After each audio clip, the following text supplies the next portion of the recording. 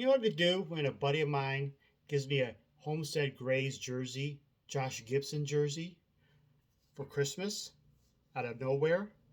I'd like to look at some baseball cards. Most specifically, my newest card for my Negro League PC.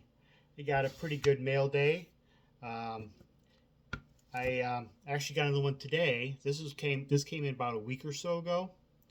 Um, I have another one today for playing days. This isn't a playing days card, but it's an autograph card of a new Negro Leaguer. As you can tell by the title, it's the Black Joe DiMaggio. A little bit more on that. First, the card I'm going to show you. You're familiar with the '86 Larry Frisch Negro League's Baseball Stars. Here's an autograph certified by Beckett of Clint Thomas. Bit on Clint Thomas, as you see by the glare, his nickname was Hawk because his ability to chase down fly balls in the outfield. Try to get rid of his glare here. He was a very fast runner. He was part of the Hilldale uh, team from Negro Leagues that won championships from late 20s. Very fast runner. If you look up at his baseball reference, he is littered with black ink. Means he led the league in what they could come through with Negro League stats. He led the league in several categories over several years. To be honest, I'm not totally sure why he never gets any love for the Hall of Fame. He's a career 300 hitter. OPS plus, I think, in the 120s or so, like mid to high 120s. He's just maybe in the Hall of Very Good in baseball. But he won championships, a key clog with the Hilldale team, Hilldale Giants, with one World Series and three pennants. And he bounced around the League and more prominently played with the New York Black Yankees. New York Black Yankees got the name New York, became the Yankees because they want to use the Yankee baseball team as part of their drawing card, even though the Black Yankees were bottom feeders throughout most of the Negro League history. But they did very well profit wise because they used the Yankee name and they had the New York market pretty well handled for the Negro League baseball league. Clint Thomas played throughout the 20s and 30s. Throughout, like I said, 300 hitter, great speed. But what interesting note about Mr. Thomas here that I think the most interesting thing about him, though was a very very good player, is that post playing days he's worked at the state capitol building, and I don't know if it was a coworker or a politician or something like that read something in the local paper about Clint Thomas being a former Negro Leaguer baseball player, because Clint Thomas never really mentions it. He's a humble man, doesn't say anything. So the co-worker of Thomas uh,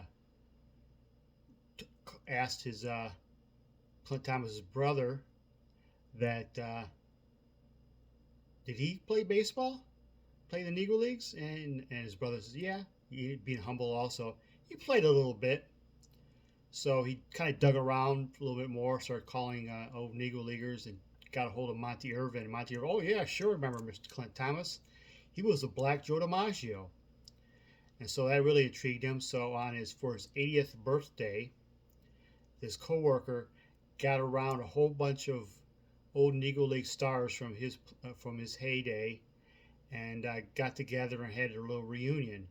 But this is like in 1979, and was a who's who of living Hall of Famers of the day: Satchel Paige, Judy Johnson, Cool Papa Bell, Buck O'Neill, Monty Irvin, Quincy Troop, uh, numerous others, but basically the who's who of Negro Leaguers who were still around and active at that time, in which that became unofficially the first Negro League baseball player reunion ever. and they decided to come back the following year. They did it for 3 years in a row. By the time the third year came around, so the players donated some of their artifacts into what was a Negro League Baseball museum, a precursor to the one in Kansas City, and that a lot of those artifacts end up being donated to the one now in Kansas City. So Clint Thomas is sort of like the father of the Negro League Baseball reunions that became popular in the 90s, fundraiser and reunion and publicity tour, I guess, for the Negro League players, Negro League Museum. So he was a father, pretty much kind of de facto father of the Negro League Museum and the reunions. Clint Thomas, Hawk Thomas, very proud to add to this autograph to my collection. I think I might do in the future, I might do a Negro League, updated Negro League PC, but I might have to break it down in a couple sections. Do one for autographs and relics, and I do another one for playing days, and I might do one with just regular cards. I'm not sure, like post playing day cards of other Negro Leaguers I don't have of. But I rambled long enough. Clint Hawk Thomas, newest card on my Negro League PC, my first Clint Thomas card ever. Proud to add him, another player, Negro League great, to my PC. Thank you for watching, and within about another week or so, I might do my other playing days one, and it's close to 40 playing days PC, guys. These are all 1948 and prior. This is a big one off my want list, but I'll leave it with that, and thank you for all watching, and I'll have a good night.